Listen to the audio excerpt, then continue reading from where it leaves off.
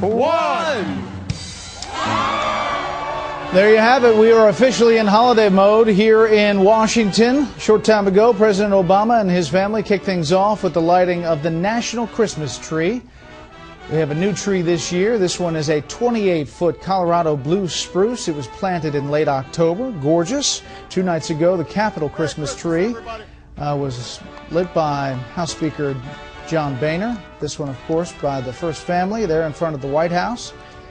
Maybe we should have a Fiscal Cliff tree they could both light together. Of course, it takes a lot of electricity to keep all these trees and those lights burning, and now that the election is over, new attention is being paid to what President Obama will do about energy, climate change, and carbon emissions.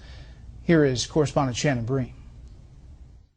They brought hundreds of millions of dollars into his re-election campaign. And on the night of his re-election, President Obama vowed to further the interests of the environmental activist groups that backed him. To live in America that isn't burdened by debt, that isn't weakened by inequality, that isn't threatened by the destructive power of a warming planet. Congress, with the votes of both Democrats and Republicans, has successfully fought efforts to pass cap-and-trade legislation for years, which would set limits and fees for polluting industries. But a number of lawmakers are now sounding the alarm about what they see as the president's efforts to rein in domestic energy production by doing an end run around Capitol Hill. The president couldn't get it done through legislation. Now he's doing it through regulation, using our tax dollars to make this happen. Environmental activists say the president is simply doing his job. He understands that increased drought, record heat, wildfires, storms like Sandy that killed 100 Americans, did maybe $100 billion worth of damage,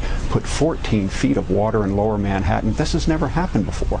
And so this president understands this is a threat. We need to do something about it. A focus that Republican Senator Jim Inhofe says makes no sense at a time when Washington is in real crisis. While all of the attention today in Washington is on the looming fiscal cliff, President Obama's administration is quietly handing over billions of dollars to the United Nations in the name of global warming. That was the opening salvo of a recorded message Inhofe sent to Doha, Qatar, where the U.S. has joined nearly 200 countries from around the world this week at a United Nations Climate Issues Summit, where negotiations continue regarding a large-scale climate treaty to be signed by 2015. While the U.S. Senate would have to ratify any international treaty by a 2/3 vote, Inhofe says he and others are much more concerned about domestic regulations. He's continued to press the White House about why the administration failed to issue reports on pending regulations in April and October as required by law. While the White House wouldn't explain the lapse to us, a source there says federal agencies are currently in the process of pulling together that information. Brett. Shannon, thank you.